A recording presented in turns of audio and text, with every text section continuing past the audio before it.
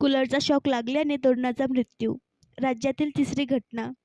उकाडा वाढत असल्यामुळे एसी आणि कूलरचा वापरही वाढला आहे. कूलरमध्ये पाणी भरताना किंवा सुरू करताना अधिक सावध राहणं आवश्यक आहे. अकोल्यामध्ये कूलरमध्ये पाणी भरताना नितीन वानखडे या तरुणाला विजेचा धक्का बसला आणि त्याचा मृत्यू ओढावला. आतापर्यंत 7 वर्षीय चिमुकलीसह एका पोलिसाला कूलरमुळे जीव गमावावा लागला आहे. नितीन गजानन वानखडे वय 38 वर्ष कामावरून घरी परतले होते.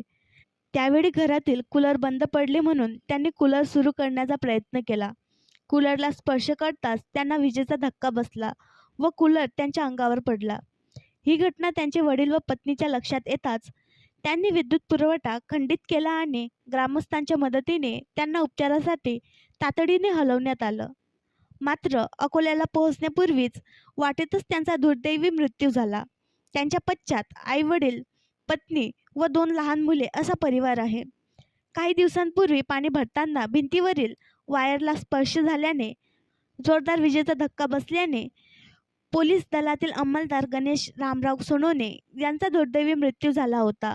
दुसऱ्या घटनेत अकोला शहरातील युक्ती अमोल गोगे या चिमुकलीचा मृत्यू झाला होता. युक्ती घरात खेळत असताना कूलरजवळ गेली आणि विजेचा धक्का लागल्याने या मुलीचा जागेवरच मृत्यू झाला. दरम्यान कूलरला असलेल्या बटनांनी एक वायर कापली गेली होती. त्यामधील करंट कूलरच्या जाळीला लागला. संपूर्ण कूलरमधून विजेचा प्रवाह सुरू असतानाच युक्तीचा हात कूलरला लागला होता. त्यातून ही दुर्घटना घडली होती.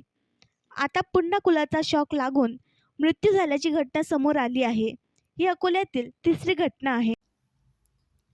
आणखी नवीन व्हिडिओ पाहण्यासाठी आमच्या देशमुख एक्सप्रेस न्यूज चॅनलला सबस्क्राईब करा, लाईक करा आणि शेअर करा.